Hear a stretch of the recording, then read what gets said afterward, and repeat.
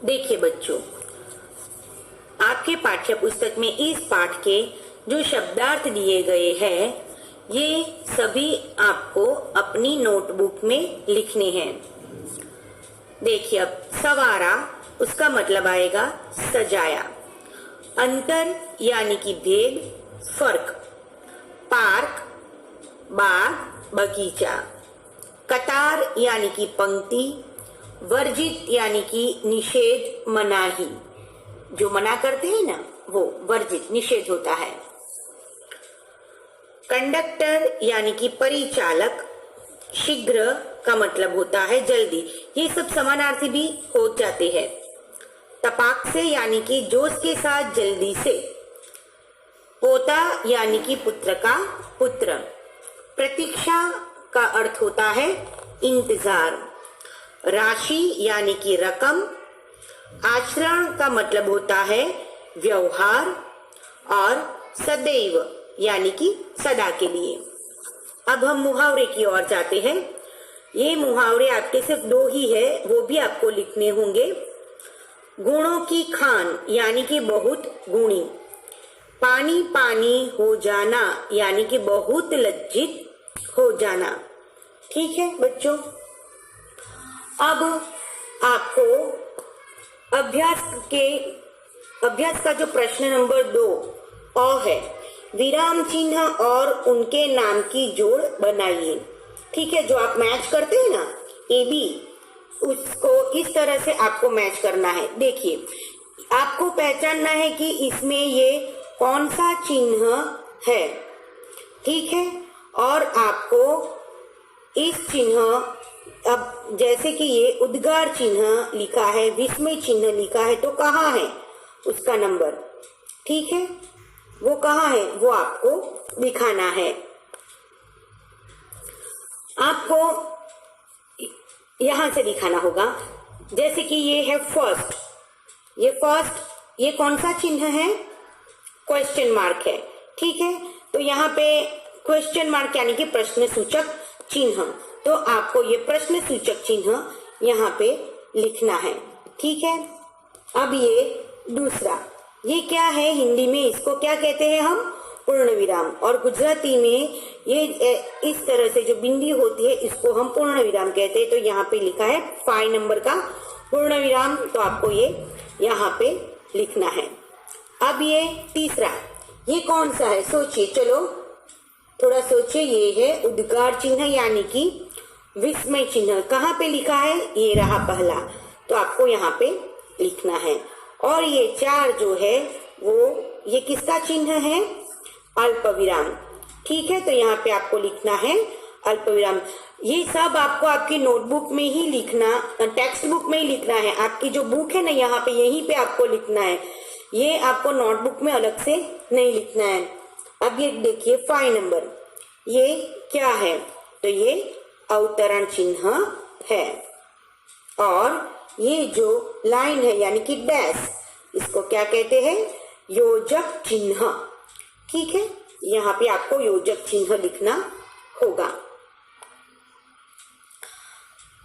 अब देखिए बच्चों, आपके पाठ्य पुस्तक में ये 24 नंबर का जो पेज है, उसमें आपको यह ब विभाग में जाना है। क्वेश्चन 2 ब, वाक्यों को पढ़कर उचित विराम चिन्हों का प्रयोग कीजिए। हमने आगे जो चिन्ह देखे हैं, उसी तरह से हमको यहाँ पे लगाना है कि ये क्या होगा। पूर्ण विराम आता है, उद्गार चिन्ह आता है, अवतरण क्या आता है। तो पहला है फूल तोड़ना मना है। ठीक है, तो यहाँ पे क्या आएगा बच्चों? यहाँ पे फुल स्टॉप आएगा ना, इस तरह से यहाँ पे फुल स्टॉप। उसी तरह सेकंड, वाह कितना सुंदर दृश्य है, तो यहाँ पे आपको वह के बाजू में आपको ये आश्चर्य चिन्ह लगाना होगा। ठीक है, और कितना सुंदर दृश्य है, यहाँ पे भी। बसों में लिखा होता है धूम्रपान वर्जित है, यानी कि मना है, तो क्या होगा? लिखा होता है, तो यहाँ पे अल्पविराम आएगा। ठीक है, और धूम्रपान वर्जित है। जो लिखा होता है उसको हम अवतरण में लिखेंगे, ठीक है।